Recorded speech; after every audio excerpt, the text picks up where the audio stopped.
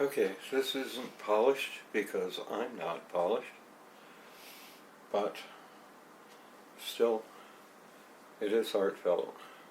I just posted some things on my Facebook page about Black Lives Matter and Bernie Sanders in Seattle yesterday. And to be quite frank, I'm pretty disturbed. Here's Bernie Sanders, the one guy, the one person, let's be sexually correct about this, or gender responsive, or whatever, who might actually do something to alleviate the problem that Black Lives Matter are so uptight about. And they come along and they interrupt his speech in an extremely disrespecting way. Not once, but twice. Why Bernie Sanders? Why the #1 progressive candidate for president in the United States? What's up, guys? He's the only one running, if elected, who will actually do something to address the situations you're so upset about. And you pick on this gallant old man who's trying as hard as he can to change this country for the better for all of us. We're all in this together.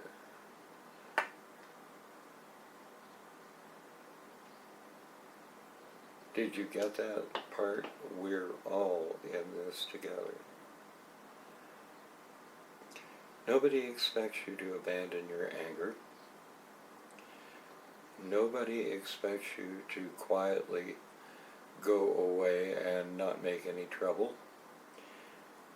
Nobody expects you to concede to defeat. But by God,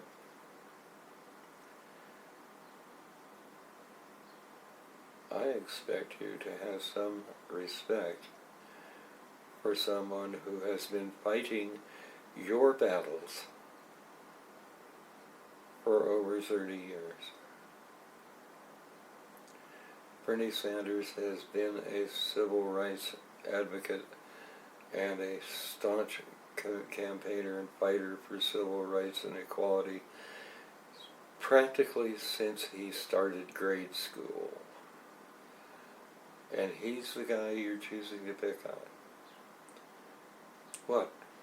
Do you want to see a Republican in the White House? Do you think Marco Rubio or Jeb Bush, or God help us, Donald Trump, would do anything to further your cause, to help you guys along?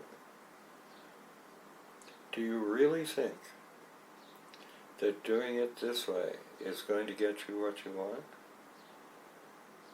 I suggest you study Gandhi a little bit more and maybe walk away from Mao. Because, believe me, it will do you a world of good.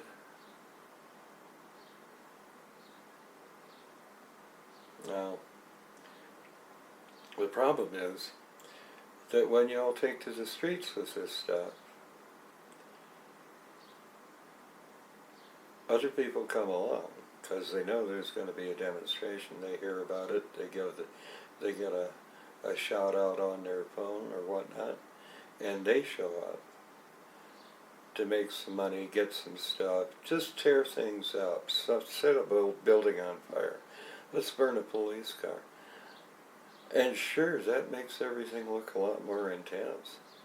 But that really doesn't get you what you want either. But now you're acting like those guys. Is that what you want to do? Is that the image of your movement you want to go forward? Really? bunch of thugs kicking in the window of a TV store and carrying out merchandise. That's where you want to be. That's how you want to be thought of.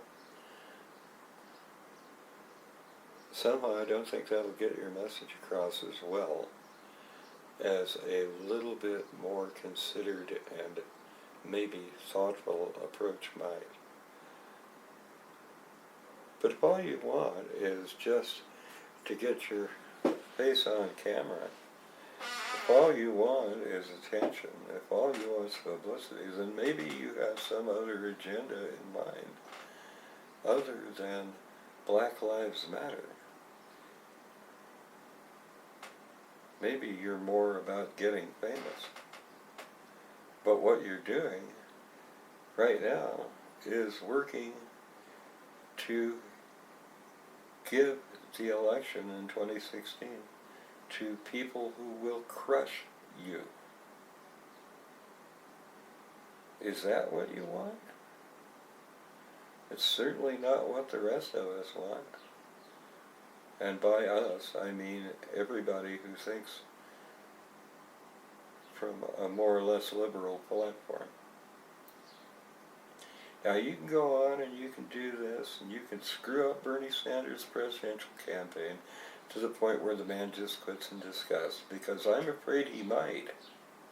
And if he does, the American people lose a champion, the likes of which we have not seen for 4 generations.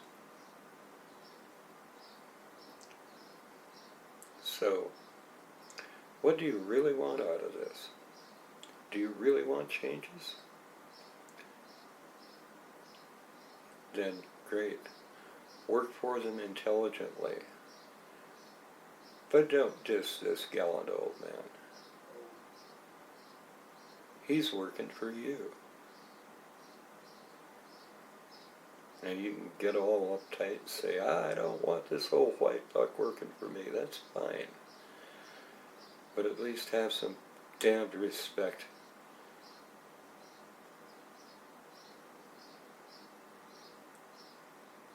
That's the major complaint, isn't it? I don't get no respect. Well, I learned when I was a kid, you get it by showing it. Why didn't you? Cut it out. Find another way to make your point, for God's sake.